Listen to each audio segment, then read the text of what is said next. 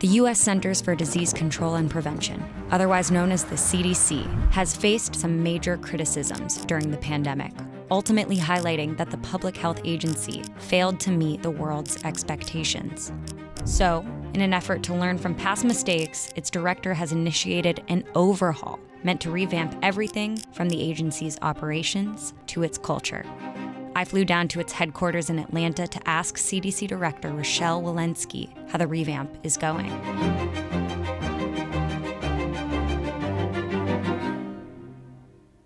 When you first announced moving forward, you laid out your vision for the agency and how it must evolve. And here you said that the agency was, quote, responsible for some pretty dramatic, pretty public mistakes. You know, that was quite candid, and I wonder what examples you were thinking of when you shared that message internally with CDC staff.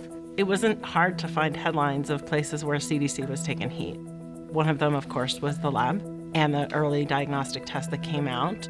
And others have just been confusing and complicated messages. Great news this week. The CDC announced that fully vaccinated people no longer have to wear masks or socially distance, except if you go to most places. Early on, our guidance was very technical. We were not necessarily accustomed to having our guidance be a place where every American would click on CDC and read our school guidance or read our quarantine guidance, but that's how it was being utilized now, so we had to rise to the occasion. So one of those components was really delivering our science in real time when we knew it. And then the second is saying it in plain language. What does this mean? What are the things that it doesn't say? What are the things that it does say? And what is still unknown? Among the changes, Dr. Walensky will require all employees be ready to deploy to combat health crises, marking a drastic shift from a volunteer system the agency relied on to staff its COVID-19 response. It is difficult with multiple responses to have the same people respond again and again and again. And so what we need to do really is to make sure that every person in this agency actually considers response as a critical element of their job. There's a number of activities that we're doing now to sort of move in that direction.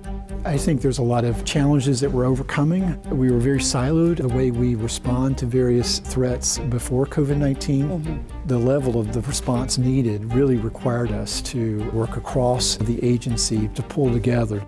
What I wanted that restructuring to reflect is high visibility, accountability within the agency, and what are those key places that we really need to be responsible. So things like our laboratory, our Office of Science, our public health infrastructure and workforce. I really want to decrease layers of reporting, decrease the bureaucracy, if you will.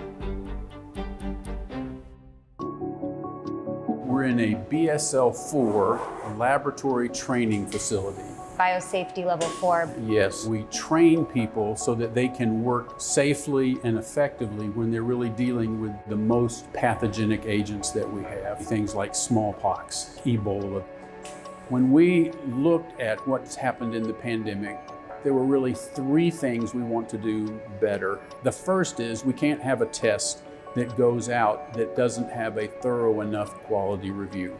The second thing, we need to get it as fast as possible to the private sector. And the third thing, we want to make sure we stay on top of the best technologies because we would like to have tests like the tests that you get in drugstores, but to be as accurate as the PCR test. I heard a lot of optimism from CDC staff about their plans to move forward, but one potential obstacle is Congress. Funding is a place we've seen Congress reach a roadblock. I mean, what kind of resources will it take to execute the strategy that you've laid out? One of the challenges of CDC when I got here was that we were working off a frail, underfunded public health infrastructure, not just at CDC, but around the country. There have been data that have suggested that the workforce is 80,000 public health workers in deficit. Wow. When you start with that infrastructure and you layer on top of it a global pandemic that affects 330 million Americans, you have challenges at the get-go. Moving forward, in my mind, is really a lot about what's the best, most efficient way that we can take the resources that we have right now and leverage them to do the best that we can within CDC. There will be areas and places where we will ask for additional resources in our public health infrastructure, in our data modernization efforts, in our laboratory capacity. And then there will be places that we fully recognize that we're going to need congressional help in order to be nimble.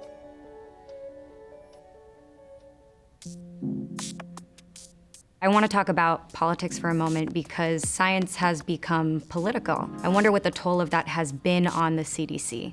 Sometimes it's harder in a politically charged environment, but our job is to deliver health in a bipartisan way. I always go back to when I'm standing in front of a patient, they don't necessarily challenge the reason that you're there. They know that you're there to care for them.